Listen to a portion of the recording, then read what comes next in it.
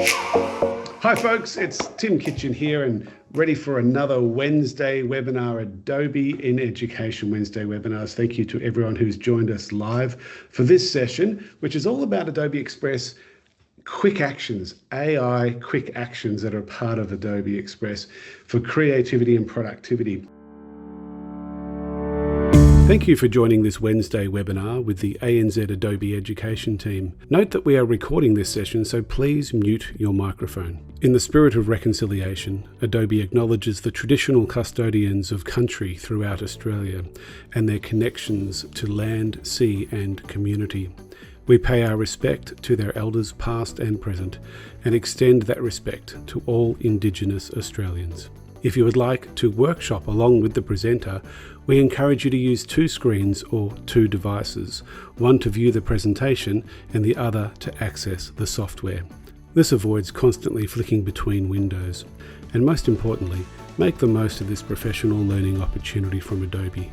Now it's over to the Adobe Education team. Just want to have a look at the Wednesday webinar website, which most of you would be aware of because that's what you use to register for this particular session. And there's the session we're doing today.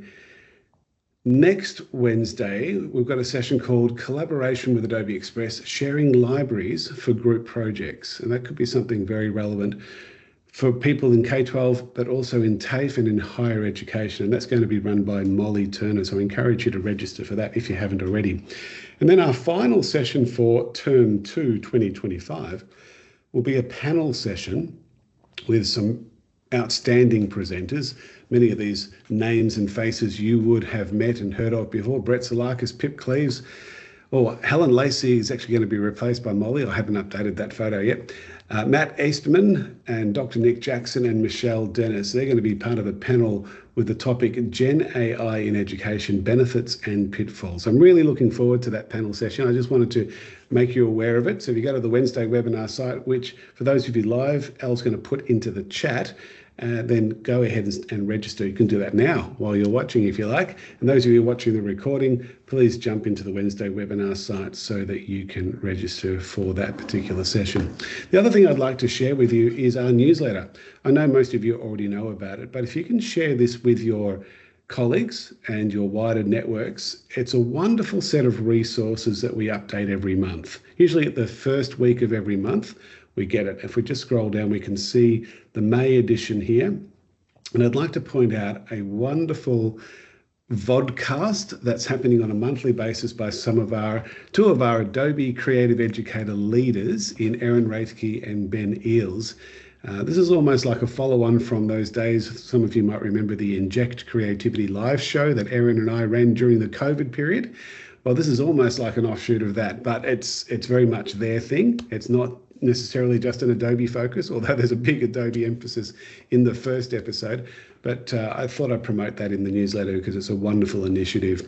We've got promotions on the Wednesday webinars, on the Adobe Creative Educator program, which many of you have already completed level 1 and level 2. If you want to find out more, you can. And the rest of the newsletter is some articles of other events, articles, journals. This is a book that one of our Adobe Creative Educators has written, Dr. Karen Sutherland from the University of Southern Queensland. This is an amazing conference, Constructing Modern Knowledge Australia. Now, this is being run by the team at Massachusetts Institute of Technology from their Lifelong Kindergarten group. Dr. Gary Steger is coming all the way out from the US with other people from that particular team and running this conference. It's not a cheap event at all, but it's going to be an incredible opportunity for any educator who's interested in the constructionist learning theory from Seymour Papert, which is the theory that is very, very close to my heart and has been my main motivation as an educator for many years. So I'm looking forward to attending that conference just for one day. Unfortunately, I can't be there for the whole time, but there's some information about that. And then the rest of the newsletter is links to things that are being created by our global Adobe education team that I thought would be relevant to Australia and New Zealand teachers. So I encourage you to have a look at those. All right, let's get started with the topic here, quick actions. I'm just going to jump to Adobe Express. We're going to go live into it now. And I'm in the K-12 version, which looks a bit different for those of you who are outside the K-12 version, but when you get into the quick actions, they are pretty much exactly the same. Obviously, with the K-12 version, you've got your 4 main buttons that allow you to create the main concepts, the videos, the animations, the graphics, and the web pages. But when you scroll down just a little bit from this main dashboard, you can see the quick actions are all starting to come alive. To view all of the quick actions, you click the View All button on the right-hand side, and you can start to see that they're categorized into social media and ads, video, photo, document marketing, and Gen AI. The reality is that most of them for K-12 and for education in general are focused around the video and the photo quick actions. And we're just going to do some demos of these, and there are other ones there. And I've got to be honest with you, I haven't used all of them myself. I think one of the main reasons people would use them is because they may not be Photoshop users, or they may not be Premiere Pro users. Because I am a Photoshop and a Premiere Pro user, I tend to use those professional tools.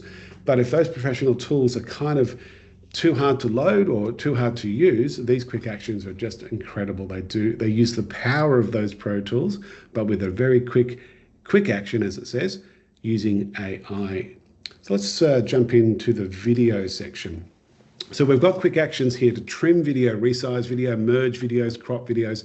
Let's show you how it works if you haven't had a play. I'm just going to jump into the trim video section first. I'm thinking I might just grab this MP4 video of a lady waving that I got from Adobe stock.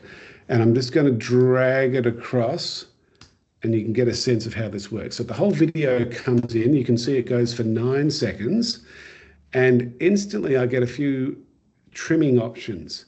At the moment, if I play this entire video, it's just her waving with a big smile at the start. There is a bit of a gap there at the beginning where she's about to start to smile and wave. So I might trim it to when she's just starting the wave process. And then I'll just play. And then she's got 2 hands, and I might pause it there. And that might be the extent that I actually just want for that video. So now instead of 9 seconds, it's going for 3.8 seconds. And then I can go across to, notice I've got some layout options here. I could even change the landscape of it. There is another quick action that does this a lot better, but if I wanted to make this more of a portrait for Instagram, or sorry, for TikTok, or a portrait for Instagram, square for Instagram, I'll probably show you the other quick action for that, or it does a much better job than this, but I'm going to stick with landscape. And then if I click download, it's now going to download just the section that wasn't trimmed. And now from a 9-second video, it's now converting down to that 3.9 or 4-second video. Nels into the non-K-12 for those of you who are from TAFE or from higher ed. So how did you get to the quick actions there, Al? Just go back a step.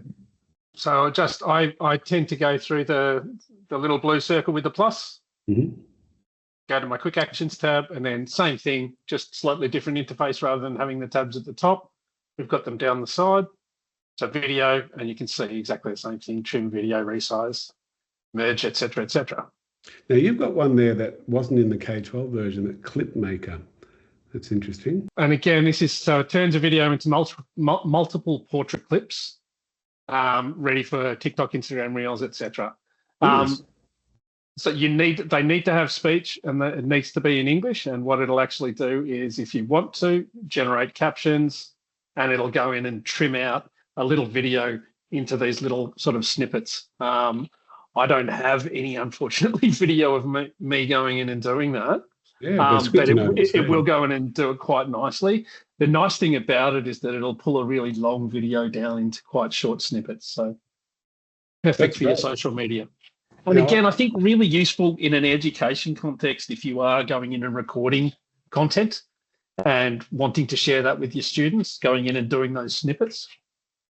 So I guess if you're a K-12 teacher, you probably don't have access to this one just because it is social media focused, and we're trying not to push the social media side of Adobe Express into the K-12 environment as much as we are outside of K-12. But if you do log in with your own personal free Adobe ID, you probably get access to more of those sorts of ones. What else have you got there, Al?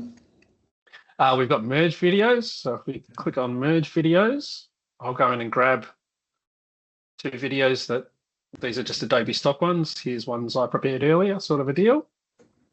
They're actually both portraits, but it's just going to go in and merge them together into a single roll. Obviously, the bigger your files, the longer this time's going to take, because as Tim said, it's all browser based. So it's got to upload the videos from your computer directly online.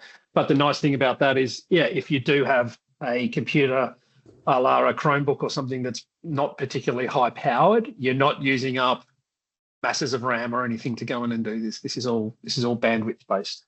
But it's good to actually have both the K-12 and the non-K-12. Back into sharing the K-12 version, back into View All. So we've had a look at some of these ones here. This one's one of my favorites, converting to GIF. Now, I've had a go with this one a few times. So that's what's supposed to happen. You click it and it goes into that environment straight away. Now, this is good if you've got a short video and you want to turn it into an animated GIF. I'll give you an example. If I just grab, I've got this man waving. It's just a 2-second video of the man waving. I'm going to drag that across here and we can preview, just by hitting the play button, we'll preview what the video looks like. And now we can decide whether we want this to be high quality, medium quality, low quality, what layout we want. I'll stick with landscape. We click download. It does take a little while because it's now processing every frame and it's converting that whole, I think it's an MOV, is it? No, it's an MP4, that MP4 video file into an animated GIF. Now you might think, why would you want to do that? Well, kids love it. They love the fact that you can get a repeating GIF of a short video and then open it up in a media player, open it up in a browser. It can be part of a project. It can just be running as a little loop on a PowerPoint presentation. What's that, Al? Also a very small size? Yeah, so yeah, GIF if you've got limitations, if you're putting a PowerPoint or an Express presentation together and your file's getting particularly big, putting it in as a GIF, particularly if it's a background element, will cut down your file size by about 90%. That's wonderful. And this is taking a lot longer. I might be having the same issues again. All right, trust me, it works beautifully, and that'll be in the downloads folder when it's done. So I'm going to stop that just for the sake of time. Back into quick actions and going into the photo mode, and this is one of my favorites. So this is about removing the background of an image, and I do this demo fairly regularly. Some of you may have seen this before. I've got an image here which I like to use, not only because it's of a time when I was the main caregiver of my daughter. It was taken a long time ago. I'll just show you the picture. Just opening this up in another app. So you can see this is back in the days when I was very good looking, long time ago. And there's my daughter, who's now a school teacher. So this was a while ago. And you can see the background here, lots of different shades of green, and there's a bridge in the background. So that's why I use this as a demo, because there is a lot of different shades and colors of background. And yet, when I drag that JPEG into where it says drag and drop, have a look how quickly it analyzes what's the most important part and how it makes the background transparent. I'll count down from 3, 2, 1, go. 1, less than 2 seconds, and it's analyzed what the background is. It's maintained the most important part of the picture, and it's used the power of Photoshop. There are other applications out there that will do a similar thing, but they're not using the power of Photoshop, so they don't necessarily do as good a job. For instance, I use Apple Keynote quite a bit, and it has a background removal feature, but it really doesn't do the job that I would want. So I tend to avoid it. I tend to use Photoshop, or I'll use a tool like this, because Photoshop has the best algorithms for that type of thing. So now I've got a choice of just downloading it. And of course, it was a JPEG, but to maintain the transparency of the background, it's going to be, well, let's find out. You go to the chat for us, folks. Tell me what file format will it automatically convert to. Let's see who's going to be the first one who's with us live to tell us what file format will it convert to automatically to maintain the background as transparent. No responses yet. Waiting for a quick response. Will it still be a JPEG? The answer is no, because if it was a JPEG, it wouldn't be a transparent background. It'd be a white background. We want to be a transparent. Thank you, Roger. I knew someone would have the answer. So Roger, for those watching the recording, said it's going to be a PNG file, and that'll maintain its transparency. Otherwise, we could go into Open in Editor and then start playing. We could bring in a different background. We could bring in a video as a background. And so you've got all of those options because now we're in the Adobe Express editing tool, and we can do what we like with it. So that's one of the other quick actions that takes you in. All right, Al, how are you going? Are you able to show us the closed captions at all? Here's one I prepared earlier, so as in like literally 2 seconds ago. So if I go to caption video, I can drag and drop, and here's the clip that I literally just recorded 2 minutes ago. Please excuse the eyes being closed. Again, it's uploading the video. This is only a quick little 3-second video or 4-second video. So you can see it's now going in and analyzing the video. As it's doing that, it's going in and recognizing what language you're speaking. It's going in and using things like Google's Translate model. So it does go in and translate natural speech. So it's going in and working on that right now. We're at 60. My bandwidth may be a little slow because my 14-year-old son is playing Fortnite right now in the background. I can hear it. Hopefully you guys can't. It's a very exciting round apparently in Fortnite. And here we go. So if we play the clip, hang on, actually I'm going to share so that you can hear my sound. It's probably going to be better. Here we go. So it's gone in and said, this is an example of how we can go in and create captions. This is an example of how we can go in and create captions. This This is is an an example. example of And the cool thing about that is that we can go in and edit that. We can change the style of it. We can customize colors. And if you click on Open in Editor, it will open it up in Adobe Express as a video file with those captions attached as a separate element, which means if you want to get really tricky, you can then go in and use things like the Translate tool to go in and translate your captions into other languages. Al, would you mind just doing that? Go to Open in Editor. I'd be intrigued to know whether we could move that text down a little bit because it seems to be quite a lot higher. Yeah, we can. Terrific. Yep. That's great. Yep. And again, you can go in and do all sorts of bits there. So if you want to go in and do a lower third and frame it, do anything like that, and that will sit if you've got multiple lines in there. So this was a very quick one. You can do it for significantly longer periods. And so if you've got a step-by-step instruction guide or something like that, it does a very, very good job. And again, because it's completely editable, you've got that ability. So if you're doing something like an acknowledgement of country, it may struggle with some of the language groups and things like that, or place names or proper nouns, but very easy to go in and adjust because it's an editable text field. It's wonderful. It's using the power of Premiere Pro. Premiere Pro has had that feature for a few years now. It's a relatively new feature, but it does automatic captioning of your videos. And so instead of needing to know how to use Premiere Pro, you've got this as a quick action in Adobe Express. All right, I'm going to try again, Al, so I'll get you to stop sharing and be prepared to rescue me again. We'll see how we go. So we're back into the K-12 version, and I've opened up the quick actions.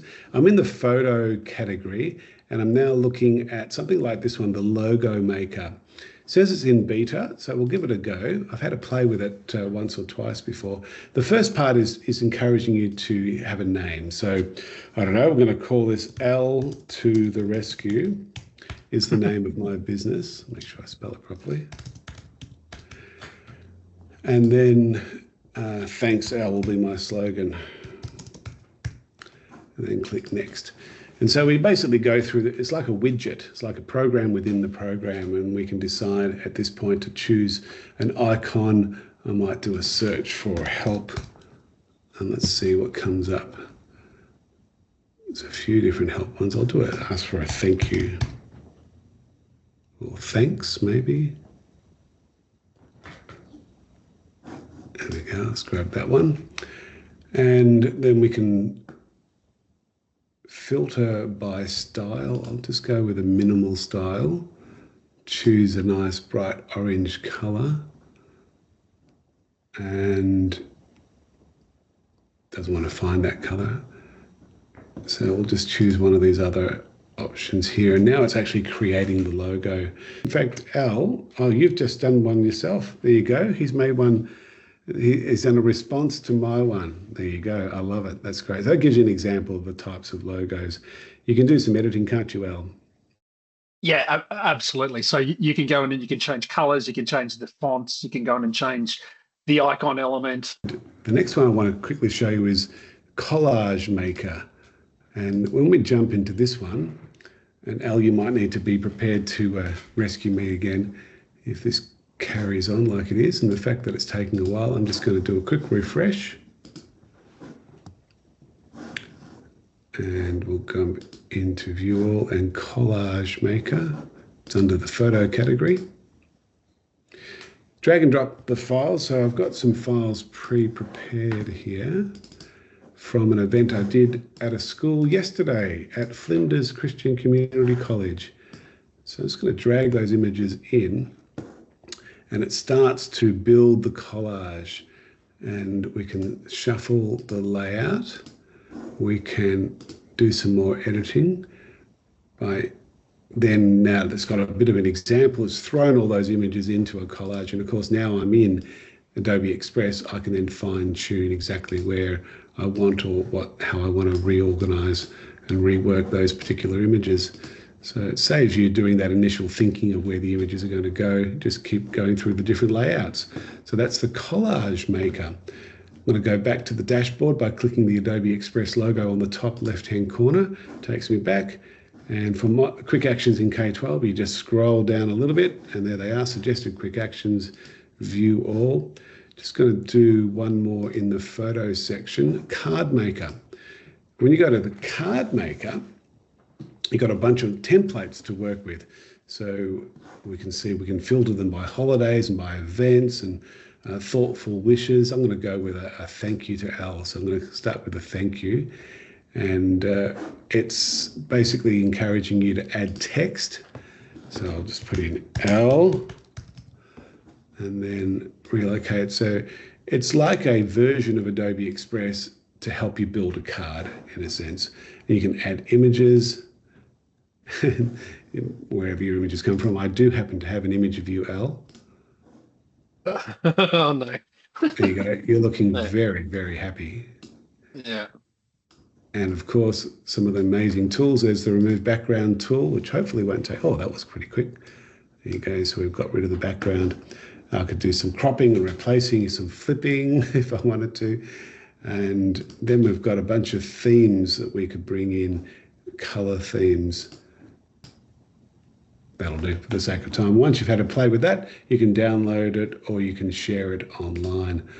And not sure how long that will take to download. No, it's instant it looks like, which is good. So let's see what that looks like as a finished product. If I go to my downloads, there's a card. So it ends up as a PNG file. I'll open that up in Apple Preview and you can see the finished product as a PNG to print that out as a card. So that's a nice one. And that's a relatively new one as well. So I'll close down the Card Maker. Jump back into quick actions again and view all of the quick actions. We've had a look at quite a few of them. The other category that's worth mentioning is the document category of quick actions. And this is basically the essence of Adobe Acrobat. So if you want to explain to your students or your colleagues what the quick actions are, it's really the basics of Premiere, the basics of Photoshop, and the basics of Acrobat, all within these little quick actions that use AI. So if I wanted to convert to a PDF, if I click on that quick action, I can drag and drop maybe a Word doc. So I'll do that now. I've got a Word doc here, which is a class newsletter. So if I just literally drag that Word doc sample in, it's now analyzing the fact that it is a Word document. It's creating it as a PDF.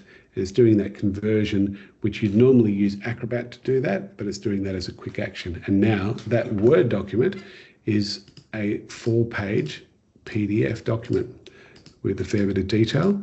And now that it's a PDF, I can then send it as a PDF and know that everyone will see it the way we want it to, which is why we invented the PDF back in the early 1980s.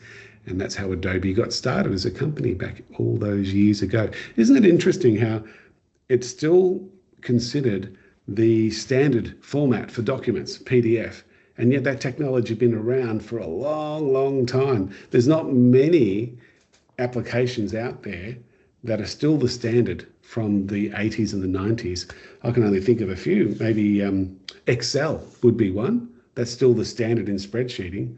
But it's fascinating that we haven't come up with a different standard yet because it's so functional, and that's the beauty of the PDF. Of course, when you look at those document quick actions, one of them is to edit the PDF. So once it's a PDF, you can then bring it in and do some basic editing like you can do with Acrobat, combining multiple files. And I think in this one, it's actually, you could be bringing in a Word document, a PowerPoint document, an Excel document, and then combining them to create one PDF with all those files in it. It's almost like a digital portfolio solution there. Probably not the most efficient one, but that could work. Organizing pages as if you were in Acrobat and organizing all your pages in a large multi-page PDF. It gives you that option to rotate them, flip them, and so on. If you wanted to convert from a PDF back to a Word document, you've got that as an option as well. And then if you wanted to convert your PDF into an image file like a JPEG, that is a quick action. So that gives you a summary. If you click the All category, you can see all of them. And most of them do involve AI. Some of them are literally just AI or Gen AI tools. So the Gen AI tools within Adobe Express are also available as quick actions to generate images, to generate text effects, create little fonts. They're worth playing with too. The one that I haven't looked at yet is the animate characters. This is quite a nice one. This is just as if you were going into the animate characters part. It's a quick action that just takes you to that part of Adobe Express. There are 320 different still image characters that you can make come alive with just the power of your voice. And you can just start selecting them. A fun activity is to get the students to select one that they most identify with. And 9 times out of 10, they choose one that looks just like them or similar to them. And it's a bit of fun when you do that. So I'll grab David here. David's got a hearing aid. And if we jump into the enhanced speech button, the enhanced speech is a good one to activate because it brings in some noise reduction filters in a busy classroom. So it's reducing the noise of the extra noise, and it's just picking up the person who's in front of the microphone. Clicking record, you allow the microphone. Oh, g'day. It's David here, and I love the quick actions in Adobe Express. And what's happening here, the AI is actually listening to the sounds. So if David just went ah for 5 seconds, all you'd see is David's mouth opening up because it's listening to the sounds, listening to the phonics. If David went ooh for 5 seconds, he would have a similar sort of shape of his mouth. So that's really clever of the AI to be listening to the phonics. And then the AI is going to throw in some head movement and some arm gestures and some leg gestures. And so it converts this still image into an actual animated character. By default, the quick action has not brought in a background, and it's a transparent background, and now we've got it ready to go. If I hit the play button, hopefully you'll hear this. Oh, g'day. It's David here, and I love the quick actions in Adobe Express. There you go. And now we could open that up in the editor, and it becomes a little character that we can then build on in our videos. So I could bring in, oh, g'day. It's David here, and I could bring in some more media by going to the media tool, go and grab some images in the background, some videos. I could then add some music to it and just building out your video story. We've done quite a few Wednesday webinars on the video and the animation side, so I'm not going to dwell on that for any longer because you've probably seen how to do that before. So just in summary, when you go to the dashboard of your Adobe Express, and if you're in the K-12 version, just scroll down a little bit and you'll see all the quick actions are available to you. The most popular ones come up first. And then when you click on View All, you can see others.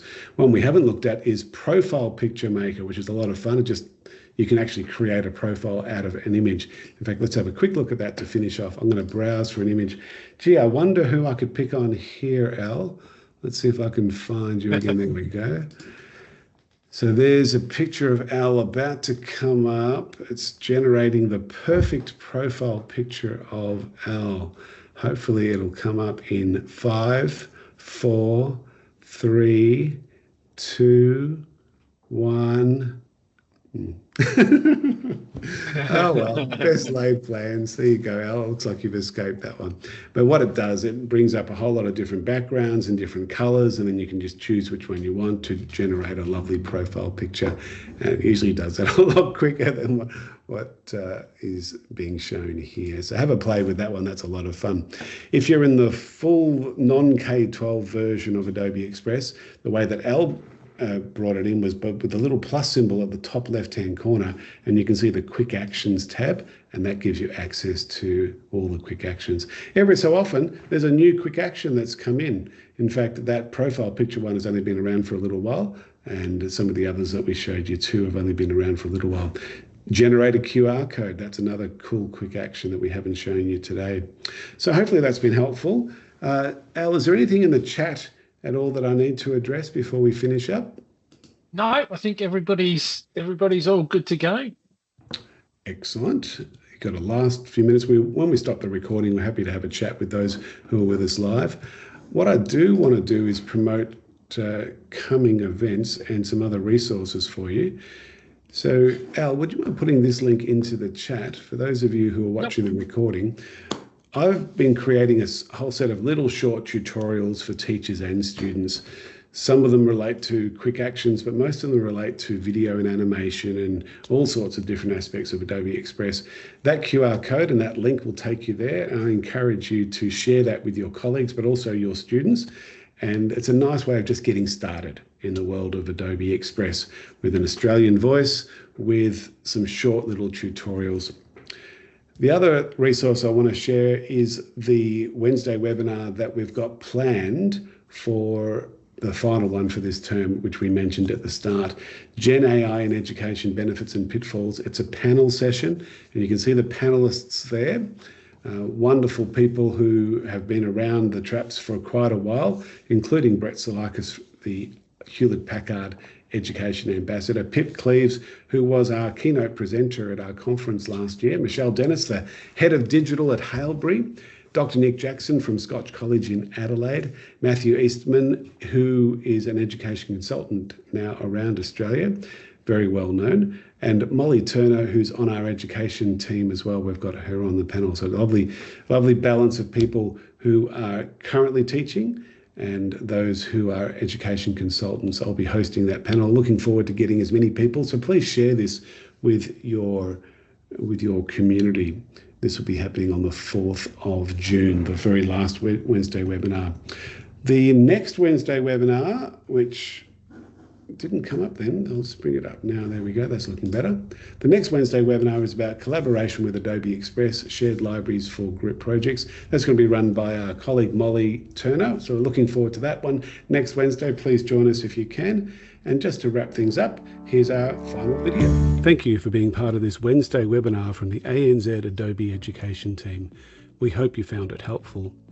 While you complete the feedback form via this QR code or link, note that Wednesday webinars are one of a number of free events and resources that we have for teachers as well as for students. More information is available on the ANZ Adobe for Education site, available via adobeanzedu.com. If you haven't yet joined the Adobe Creative Educator ACE community by completing ACE Level 1 or 2, you can find out more via adobe.ly/ace-apac. Also, keep up to date with our monthly newsletter via adobeapacedu.com. Thanks again for being involved in this webinar. We look forward to seeing you at the next event. Keep being creative. Thanks everyone. I'm Dr. Tim Kitchen and I'm very pleased to have presented that to you. Looking forward to seeing you at another Wednesday webinar. Thank you to Al behind the scenes, and thank you to everyone who joined us live, and hopefully those of you watching the recording got a lot out of it as well. We'll see you next time. All the best. Bye for now.